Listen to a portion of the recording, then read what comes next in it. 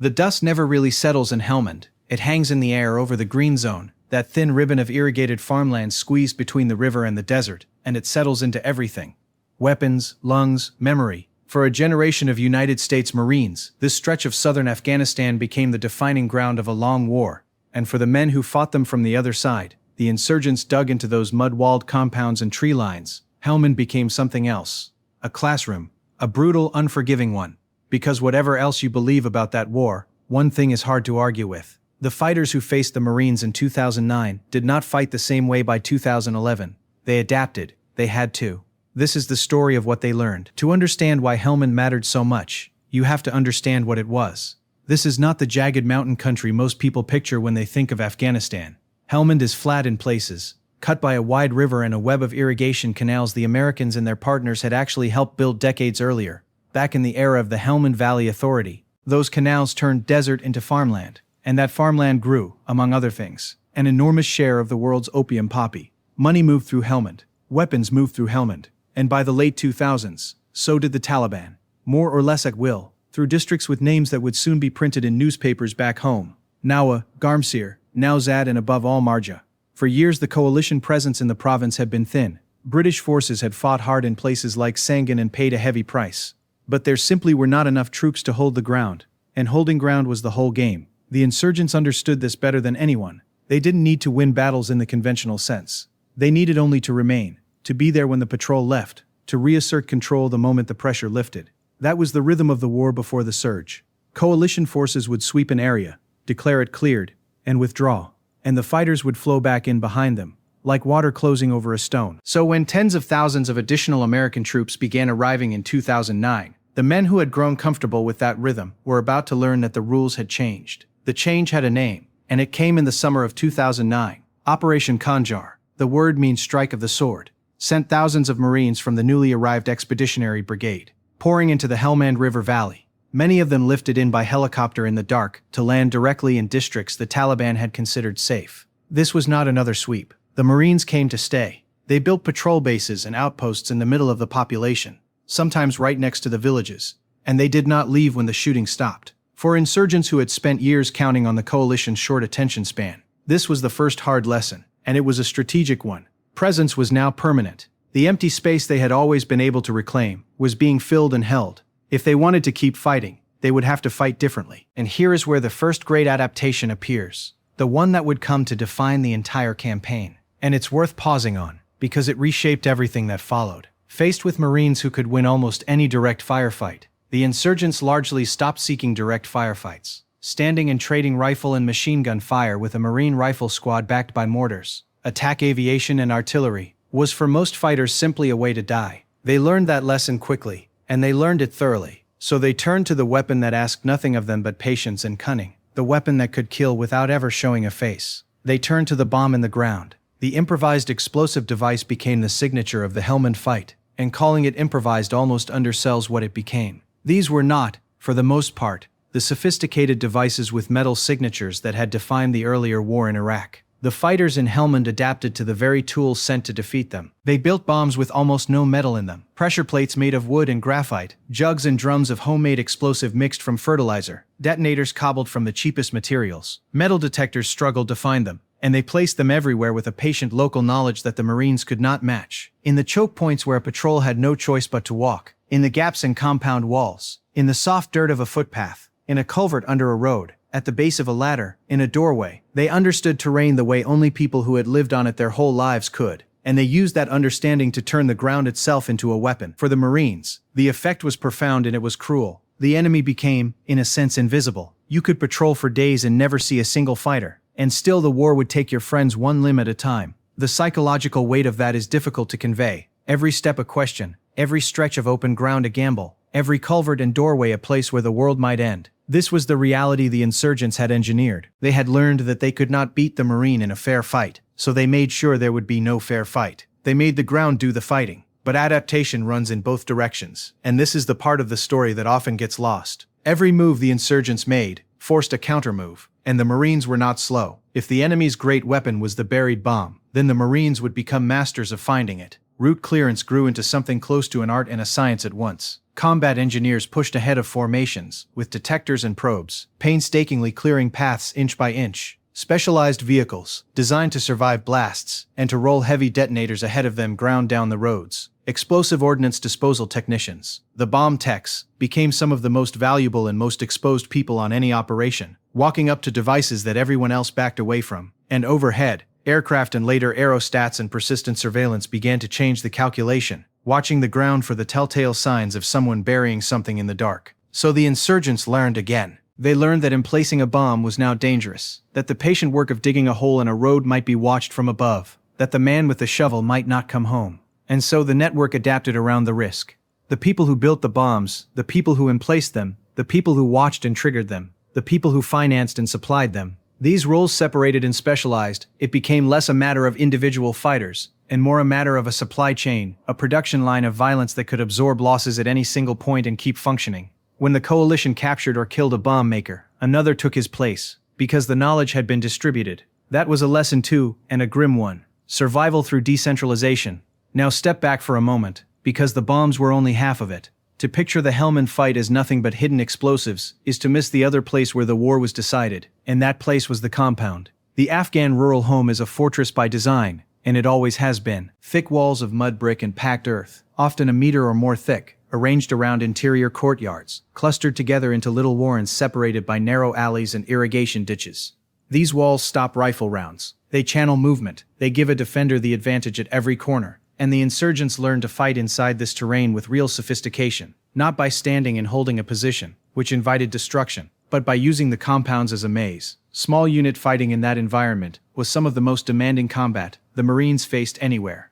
A squad crossing an open field toward a tree line was exposed. The fighters knew it. They would let a patrol come close, fire from loopholes, cut in walls or from concealed positions in the tree line, and then melt back through the compounds before the Marines could bring their full weight to bear. Shoot and move. Never stay. Never give the enemy a fixed target for his aircraft and his artillery. The insurgents had internalized, through hard experience, that time was the Marines' ally in any firefight, that if you stayed in one place, the Marines would eventually call down something you could not survive. So they made themselves impossible to pin. They fought like the terrain itself, fluid and everywhere and nowhere. This is where you see the intelligence of the adaptation most clearly. The insurgents were not, by and large, trained soldiers in the Western sense. Many were local men, some fighting for belief, some for money, some because the network offered protection, or because a neighbor had been killed. But collectively, over years, they developed a way of war that was ruthlessly matched to their circumstances. They learned the range at which the Marines' weapons became overwhelming, and stayed outside it when they could. They learned the timing of patrols, and the patterns of resupply.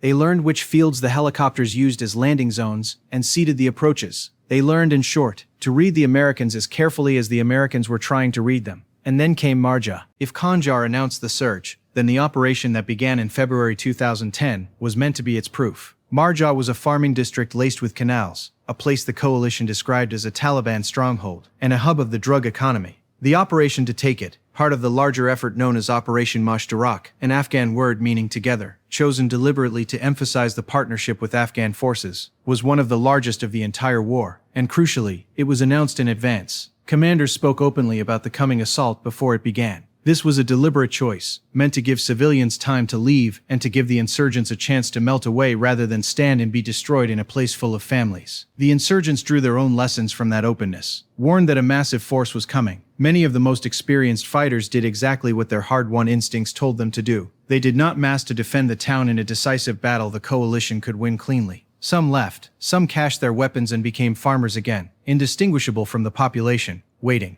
And those who stayed to fight did so in the dispersed, hit-and-run, bomb-heavy style they had refined over the previous year. Marjah was not a single climactic battle, with a clear victor. It was a grinding, weeks-long, then months-long struggle through a landscape saturated with IEDs and contested compound by compound. The Marines took the ground, holding it, and turning military control into something lasting, proved to be a far harder and far longer problem. Because here is the deeper truth the insurgents understood, and it points to the real center of gravity in this entire war. The fight was never only about ground. It was about people. It was about who controlled the population, who they feared, who they trusted, who they would inform on, and who they would shelter. The coalition's whole strategy in this period rested on that idea, on the counterinsurgency doctrine that said you win not by killing your way to victory, but by protecting and connecting with the people. by making the government matter more than the insurgent. And the insurgents understood this competition for the population every bit as clearly as the generals did. Maybe more clearly, because they had lived among these people all along. So they adapted here too.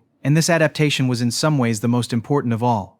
As the Marines moved in permanently, and began trying to build trust, holding shuras with village elders, funding projects, standing up local governance and police, the insurgents fought back, not only with bombs, but with influence and intimidation. They ran their own shadow governance, their own courts that could settle a land dispute faster than the official system ever could. They collected their own taxes. And where persuasion failed, they used fear, the threat, subtle or open, against anyone who cooperated too closely with the foreigners or the government. They had learned that the Marine could hold the field by day, but the question of who held the village at night, who the farmer really answered to, was a different contest entirely. And that contest did not end when a patrol went home. This is why the Marines invested so heavily in living among the population rather than commuting to the war from big bases. The small patrol base planted in the middle of a district was a statement. We are not leaving, and you can rely on that. Over time, in some areas, it worked. Districts that had been no-go zones saw markets reopen, saw roads traveled, saw a fragile normal return. But the insurgents were patient, and patience was perhaps their oldest lesson of all. They measured the war not in months, but in years. Not in operations, but in the long horizon of foreign endurance. They had watched empires come to Afghanistan before. They believed, with some reason, that the Americans, like everyone else, would eventually leave, and so their strategy bent always toward survival, toward preserving the network, protecting the leadership, avoiding the decisive defeat that would break them, and simply outlasting the surge. Let's talk about the things the Marines brought that the insurgents could never match, because understanding those is the only way to understand why the insurgents fought the way they did. The first was aviation. When a Marine unit was in trouble, help could arrive from the sky, attack helicopters, fixed-wing aircraft, unmanned aircraft watching and, when the rules allowed, striking. For a fighter on the ground, this was the great equalizer that could not be equalized. It is the single most important reason the insurgents refused sustained stand-up battles. To hold a position against Marines was to invite a response from an altitude you could not reach. Every experienced fighter in Helmand knew this in his bones. It shaped when they fought, how long they fought, and how fast they disappeared afterward. The second was logistics, and this is the part that documentaries usually skip, but it may be the most decisive of all. Sustaining tens of thousands of troops in one of the most remote provinces on Earth, in a landlocked country, at the end of supply lines that stretched across continents, was a staggering achievement. Fuel, water, ammunition, food, spare parts, mail, all of it had to be moved, much of it over roads seeded with the very bombs we've been describing, or flown in over hostile ground. The Marines built an entire machine to keep themselves supplied, and to keep their firepower and their mobility running. The insurgents, by contrast, lived light. They had to, and that asymmetry cut both ways.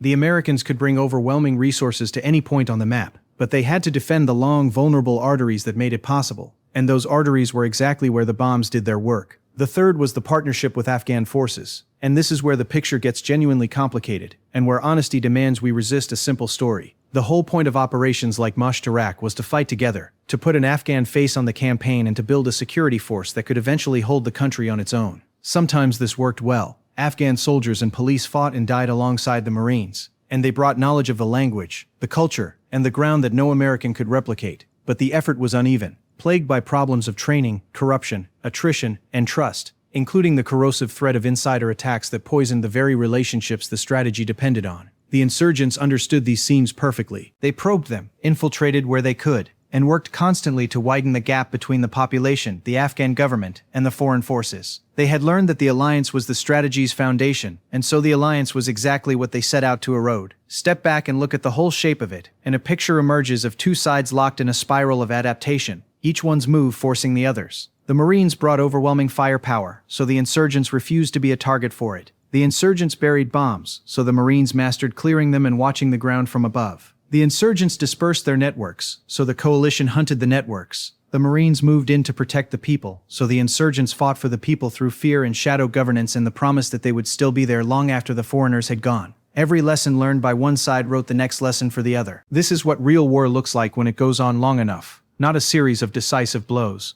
but a relentless, mutual education, paid for in lives on both sides and among the civilians caught in between, who bore the heaviest cost of all. And it is that last point that has to anchor any honest telling of this story. It is tempting, especially in a war story, to want a clean ending, a moment where one side clearly wins. Helmand does not offer that, and anyone who tells you otherwise is selling something. The Marines fought with extraordinary skill and courage. They cleared districts that had been enemy strongholds. They made real, measurable improvements in security in places, and they did it at tremendous cost to themselves. In narrow military terms, they won engagement after engagement, and they demonstrated a capacity to take and hold ground that the insurgents could not stop by force. All of that is true, and it deserves to be said plainly and with respect. But the war's long-term political result was contested, and it remains so. Military control of ground did not translate cleanly into lasting political control of a population, and the fragile gains were always vulnerable to the oldest insurgent weapon of all, time. The insurgents' deepest lesson was never really tactical at all. It was strategic, and it was patient. They learned that they could lose almost every battle and still not lose the war, so long as they survived, so long as the network endured, so long as they remained embedded in the population and waited for the day the surge receded and the foreign forces went home. And in the years that followed, as the drawdown came and international forces withdrew, the contest over Helmand and over Afghanistan as a whole entered a new and very different phase, one whose outcome would look nothing like the clean victory the surge had once seemed to promise. So what did the Taliban fighters learn after facing the Marines in Helmand? Not a set of secret techniques whispered in the dark. What they learned, on that flat canal-cut deadly ground, was written in the plain grammar of battlefield reality. They learned that they could not beat the Marine in the open, and so they refused the open. They learned that the ground itself could be turned into a weapon more patient and more anonymous than any fighter. They learned to disperse, to specialize, to survive the loss of any single man or position. They learned to fight for the loyalty of the population as fiercely as they fought for any field or road. And above all, they learned to endure, to fold themselves into the land and the people, and the long patience of a country that has outlasted foreign armies before, and to measure victory not in ground taken but in time survived. The Marines learned their own hard lessons in Helmand, and they carried them home, folded into doctrine and memory in the names of the friends they lost. Both sides walked away changed. That is what a place like Helmand does. It teaches, in the harshest classroom there is, and it does not care what the students believe. The dust settles over the green zone, and the river keeps moving, and the compounds still stand behind their thick brown walls. And the lessons learned there, by the Marines, and by the fighters who faced them, remain some of the most sobering in the entire long history of modern war. Because they remind us of a truth that is easy to forget when we tell these stories. That skill, and courage, and overwhelming power can win the battle, and still leave the harder question, the question of who truly holds the ground, and for how long, unanswered. Adaptation on the battlefield meant little without the means to sustain it, and in Helmand, the problem of supply shaped nearly every decision a Marine commander made. The province was vast, its roads few and often seeded with pressure plate devices, and its terrain a patchwork of irrigation canals, mud-walled compounds, and open desert. Moving fuel, water, ammunition and food to isolated patrol bases became one of the campaign's defining challenges. Ground convoys were slow and vulnerable, so much of the load was carried by helicopters, and when weather or threat allowed, by fixed-wing airdrop. Every gallon of water and every battery had to be flown, driven or hauled in, and Marines at the smallest outposts learned to ration carefully and to make repairs with whatever they had on hand. Logistics was not a background function here. It set the tempo of what infantry could actually do. The environment tested endurance as much as the enemy did. Helmand's summers pushed temperatures well past anything most Marines had trained in, and patrols in body armor across soft ground drained men quickly. Heat casualties were a constant concern, and hydration discipline became a survival skill rather than a suggestion. Winters brought cold nights and rain that turned fields into mud and grounded the aircraft that outposts depended on. Dust storms could shut down flights for days. The physical demands were relentless. Long foot patrols, heavy loads, broken sleep, and the psychological weight of operating in small teams far from reinforcement. Simply staying effective, day after day, required a kind of stamina that no single engagement could reveal. Alongside these pressures ran the effort to build and work with Afghan security partners. The stated goal of the campaign was never for Marines to hold Helmand indefinitely, but to help stand up Afghan army and police units capable of securing it themselves. In practice, this meant joint patrols, shared outposts, and long hours of training on marksmanship, checkpoints, and basic tactics. The relationships were genuine in many places and strained in others. Language barriers, differing standards, uneven leadership, and the ever-present concern over insider threats complicated the partnership. Progress was real but uneven, and it was rarely as fast or as durable as anyone hoped.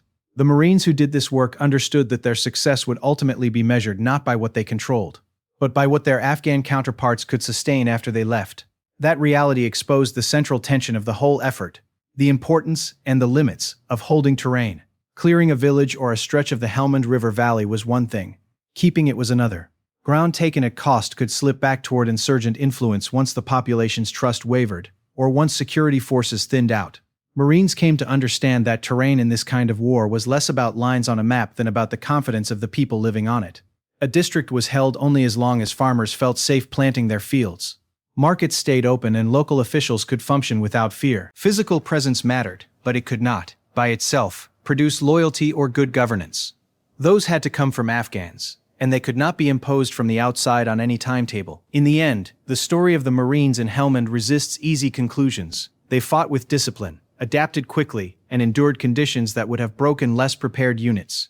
They built outposts, protected populations, mentored partners, and paid a serious price in lives and in wounds that many carry still. Yet the strategic outcome of the wider war was shaped by forces well beyond any battalion's control, and much of what was gained in those years did not endure. To acknowledge that is not to diminish the effort or the sacrifice. It is to see it honestly. The Marines who served in Helmand answered the orders they were given and met a hard place on its own terms. Their conduct on the ground was often extraordinary, even when the larger campaign fell short of its aims. History owes them a clear-eyed accounting, real courage, real cost, and a hard-won set of lessons about the difference between winning battles and securing a lasting peace.